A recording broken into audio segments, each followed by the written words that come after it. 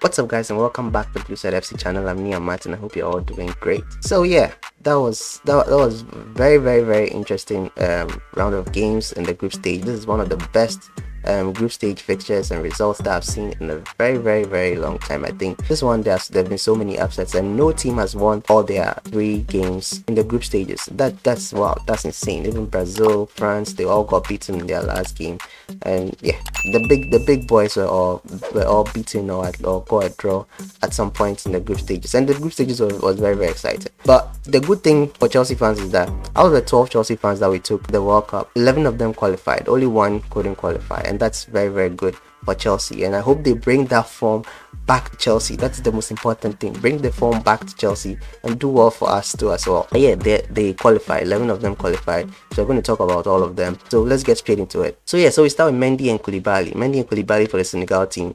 Very good performances from them. I think Koulibaly has been the stronger one over Mendy. Mendy didn't start great. Mendy against Netherlands was a bit shaky, and Netherlands goals, 2 goals that they got, I think Mendy was the person to blame. But after that, their games after that against Qatar and against Ecuador, they were very solid. Against Qatar, Mendy did some very good saves, and Koulibaly was also very good against Qatar. And then against Ecuador, to Koulibaly came in clutch. He was the one who scored their winning goal, and then they qualified to the round 16 stage. So yeah, so Mendy and Koulibaly doing very good for Senegal. I know a lot of people didn't really consider Senegal as going far, especially after they lost money, but yeah, they are proving a lot of people wrong, and they really done well to qualify to the next round of games. So yeah, so now we move to the English team. That's and the Chelsea players there were Mount, Sterling, and Gallagher. Mount and Sterling played in the first 2 fixtures that England was involved in, and I think Mount did very well in the first one where they beat Iran. I think 6 goals to 1 and 6 goals to 2. He did very well in that game as a number 8. But against USA, I don't think he had his best game. I think that's why he was rested, or he was benched in the 3rd one, and they came out very strong. Putting Rashford and Foden in the team was a very good decision for Southgate to do. It really boosted their attack. Unlike when they played against USA, there wasn't really much up top, and I don't think Mount was doing his best. I think Mount got a shot on target, but I think that was just about it. He didn't offer that much of a threat to USA in that game at all, but USA held their own and they were able to get a draw. But they eventually got the win against Wales, and yeah, they were able to qualify. And good performances from Rashford. Rashford got 2 goals. He almost scored a hat-trick, and then Foden also scored a goal. Like, very good performance from them. They did very well. And so Mount, Sterling, Gallagher also qualified, but now they face Senegal. Senegal face England. England face Senegal. So Mount, Sterling, Gallagher will be facing Koulibaly and Mendy. I don't think Gallagher is going to play. Gallagher has been an unused sub for all the 3 games that they played. Most likely it's going to be Mount, Sterling facing Mendy, Koulibaly. That's if Mount and Sterling start, because they were rested.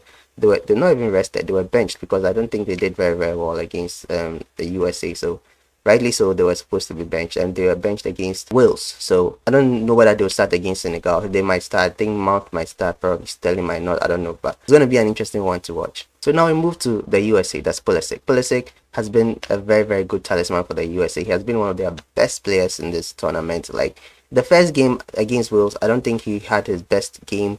Although he was one of the better players on the pitch, I don't think he had the best game. I feel like he could do he could do more. He wasn't able to beat the defenders he was up against that much. But against England, he was pushing the ball forward, and against England, they were the better team. I've said, I think I tweeted this. They were the best team against England. They were very good, and they should have won that game. They really should have won that game, but England were very good in defense. They were able to prevent the attacks from resulting into a goal, because they did well. I think Pulisic struck the post like 2 times in the game, and they almost nicked it at the end too as well. So they did very well. And then when they played against Iran, Pulisic came in clutch. He scored their only goal of the game and qualified them into the round 16 stages. That means Pulisic qualifies. The USA qualifies to round 16. Now they'll be facing Netherlands. It's going to be a tough game, but I think USA has had a better World Cup than Netherlands, but we'll see. We'll wait and see. Gakpo in Netherlands, he's very dangerous. He's very good. He's very good at taking his chances. He scored 2 goals against Senegal, and he's very good at taking his chances. So I don't know what that outcome will be. It's going to be also an interesting one to see. All the round of 16 games are are going to be very interesting because there are very huge clashes coming up, and it's good for us fans. It's good for us fans. So yeah, so Pulisic qualifies and they play Netherlands in the round 16 game. So now we move to Havertz, the only player that couldn't qualify out of the 12 that out of the 12 Chelsea players at the World Cup, and it's sad. It's sad. I really wanted Havertz to qualify. I really wanted Germany to qualify. My heart has always been with Germany. That's usually the second country I support whenever Ghana is in playing a tournament and Germany is involved. I don't think they did well in this World Cup. I don't think they gave it their all in this World Cup. I don't think against Japan they scored first and ended up losing. Against Spain scored. They were able to nick a goal at the end, and then this one they scored first. Costa Rica equalized and then took the lead, and then Havertz came from the bench like a beast. Like Havertz is just a big game player. He came into the game and changed that game. That Musiala boy too. That Musiala boy has been so fantastic. He's the best player in my opinion in the Germany squad. He's been so good. He deserved the goal on the night, but fortunately he couldn't get it. He was pulling strings in that game. And former Chelsea academy player.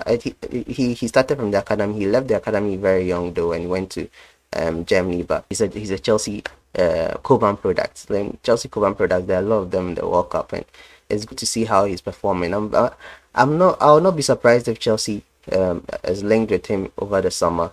And yeah, he's a very good prospect for any team that would have him. He's very good. But Havertz scored 2 goals, came on from the bench, scored 2 goals, but it wasn't enough because Japan beat Spain, and that meant that the only way Germany could qualify was if they had a better goal difference than Spain, and they were not going to get that because Spain beat Costa Rica 7-0 in the first game, and then they had a six goal difference between them and Germany. So unless Germany were going to score 6 goals in addition to the 4 that they scored, it wasn't going to happen. And yeah, so Germany couldn't qualify. Havertz did very well in that game, and they weren't able to qualify. So he was the only one who couldn't qualify out of the 12 that went. So next we go to Spain. Spain was able to qualify in the group because they had a better goal difference ahead of Germany, so they were able to qualify. They even lost to Japan, I think by 2-0 or 2-1. Yeah, Morata scored their first goal, and it was a very good link up from Aspi. Very good link up from Aspi. Just made me remember those days when Aspi was assisting Morata in blue colors. In blue colors, it was fantastic. And yeah, but they couldn't hold on to the lead. Japan came in strong. Japan has been a very good team in this World Cup. Very good performances in this World Cup. Going forward, they are the team that I'm supporting. Japan and South Korea. They are the team. I really love those two teams. They are very determined. They are very good. They get the job done. Very good teams, and they also seem like very nice people too as well. So Japan, really looking forward to seeing how they perform in their next games going forward. So yeah, so Spain was able to also qualify. That now Spain will be facing Morocco in the knockout stages, and it's going to be an interesting one. And this is a nice segue to the next team, which is Morocco. Ziyech, what a performance this guy is having! What a World Cup this guy is having! Like, it's just fantastic. So far, he has been the best player amongst all the 12 Chelsea players that went to the World Cup. Like, it's been sublime. His performances against all the teams that he's faced, sublime. Very good performances. So I think Ziyech has played all 3 games in their group, and yeah, he's been very good. I think they were able to beat Belgium, and Ziyech was the one who got the assist for that goal. Very beautiful, very nice assist. And then when they played Canada, he scored a very good goal from way back. I think the keeper made a very big error. It started from the defense. The Canadian passed it short to the keeper, and the keeper had to run through. I thought the keeper was even going to boot it away, but he didn't. He tried to control the ball. He didn't control the ball. Felt the feet of Ziyech. That just, with a player of that caliber, a player of that quality, he was definitely not going to miss from there, and he was able to do it. I don't know whether it's a chip or a lob or whatever it is. He was able to put it in beautifully, and then after that they added a second goal, and that was it. Yeah, Ziyech has been fantastic. Ziyech has been superb. He now has, I think, a goal and then 2 assists, or a goal and an assist in the tournament. Fantastic performance. I just hope that he brings it back to the blue colors. He brings it back to the blue colors. You can see that his preferred position, the number 7, he's playing it very well. I hope when it comes to Chelsea, we give him that position. But yes, there's a lot of competition. But from the way he's performing in the World Cup, he has to be starting for Chelsea, and I hope that he brings that performance to Chelsea as well. So yeah, kudos to Ziyech, performing very well against the teams that he's faced. And then he's playing Spain, so he's going to be facing Aspi in the round 16 stage. So it's going to be an interesting one to watch between Aspi and Ziyech, see how they perform on the pitch. Very interesting.